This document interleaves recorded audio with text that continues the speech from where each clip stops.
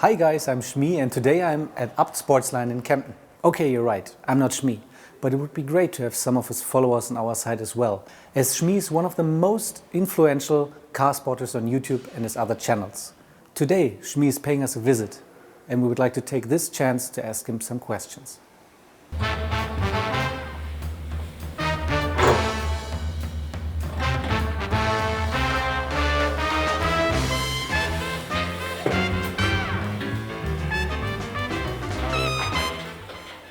Too bad.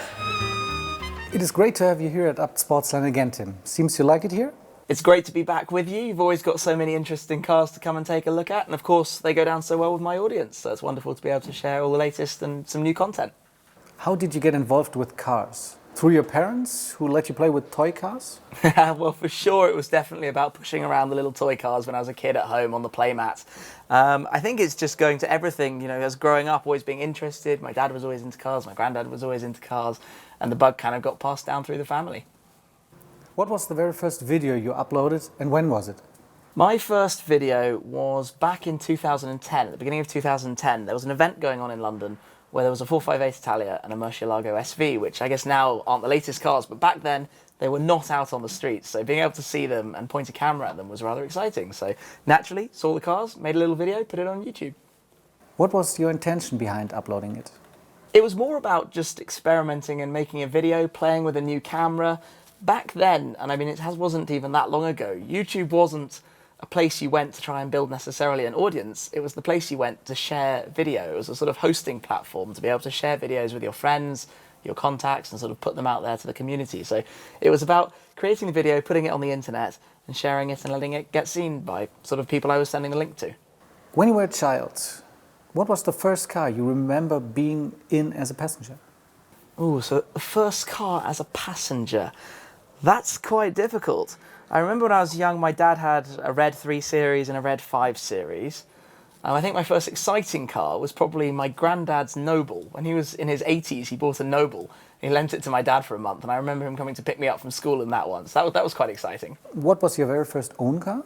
So my first car was a Renault Clio 1.2. I absolutely loved that car and waited so long to get it and did probably over 30,000 miles with it, and it was just amazing. So many memories, so many adventures. And I think when it's your first car, you're looking forward to it so much, and then it's the first time you have freedom. So that car was a spectacularly important one for me, and probably one of the most fun sort of experiences in my life, having my own car and going out and about. Did you ever have an accident?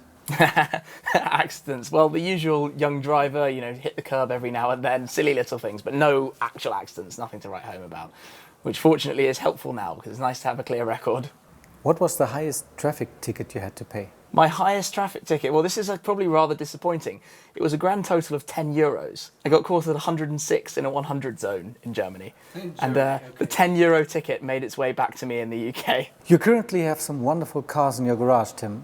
Which one of these is your number one? So choosing, I think, between the cars is like choosing between your children. How on earth could I possibly decide? I mean, you've got the McLaren for sort of being outright special, truly extreme car. Cayman GT4, spectacular to drive, one of the best driving experiences ever. And the FF, well, it's a Ferrari with 4 seats and some practicality, and a V12 that sounds insane. So I don't think I could easily choose between them for that one. Is there anything annoying on being a car spotter? And if so, what is it? Car spotting is definitely a patience game. I have had some very late nights waiting to see something that has then not turned up. That's frustrating, but then you look on the sort of perks, the bright sides of it, and sometimes you get to see some amazing, amazing things. So swings and roundabouts, really. Now the opposite way. What is the best thing being a car spotter? So as a car spotter, well, I think one of my favourite experiences car spotting, back in the early days, I remember I was going for lunch with my parents on a Sunday once, drove out of my house, was sort of just going through London, and a McLaren F1 GTR pulled out in front of me. Of all of the cars, an F1 GTR. I'll never forget that day. I was so excited. I was screaming, get the camera out, film this, film this.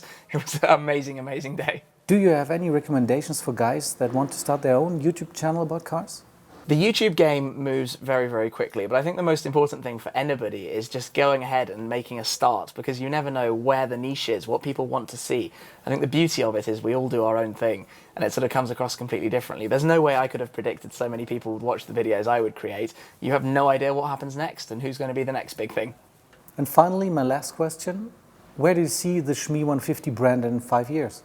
5 years in this world is a very long time. I mean, 5 years ago, I had only just started posting things. I didn't have an Instagram page. I don't even know if Instagram existed 5 years ago.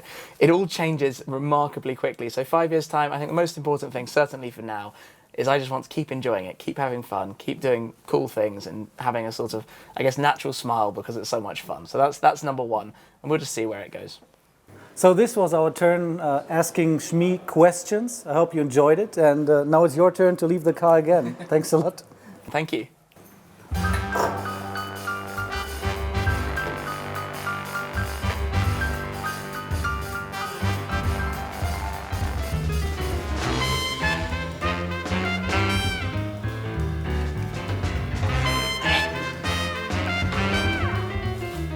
And we're good.